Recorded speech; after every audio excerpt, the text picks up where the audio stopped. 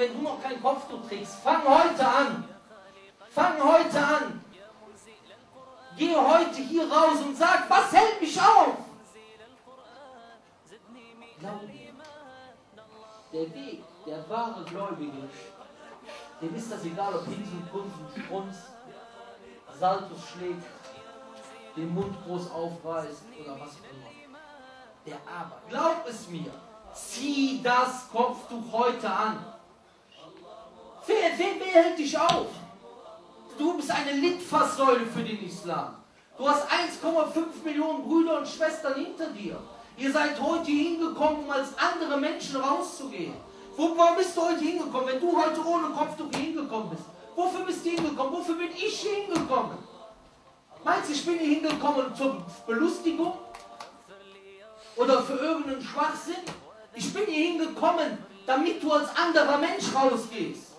Damit ich dir Kraft geben kann, inshallah. Deswegen die Schwester, die kein Kopftuch trägt, die soll meine Worte hören. Diene deinem Gott. Und diene nicht irgendeinem Spinner, der dich anders sehen will. Und irgendwelchen Verbrechern. Irgendwelche Verbrecher, die dich anders sehen wollen. Die dir irgendeinen Schwachsinn erzählen von, ja, die Frau heute modern und hast du nicht gesehen. Das ist alles dummes Geschwätz. Alles dummes Geschwätz. Schau dir das an, wie sie alle zugrunde gehen. Frauen ohne Kopftuch. Glaub es mir. Schau dich doch mal um. Achi, die ist mit 20, ist sie schön. Sie wird stolz auf ihre Schönheit.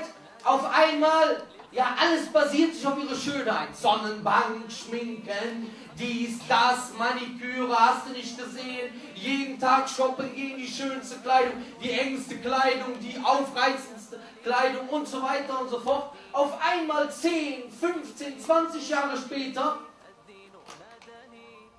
hat der Körper auf einmal nachgelassen. Ist alles etwas schlaffer geworden. Und die leidet voll unter Depression.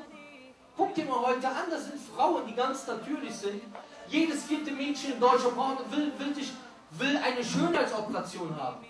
Das soll eine gesunde Gesellschaft, glaub es mir. Zieh das Kopftuch heute an. Wer hält dich auf? Du bist eine Litfaßsäule für den Islam.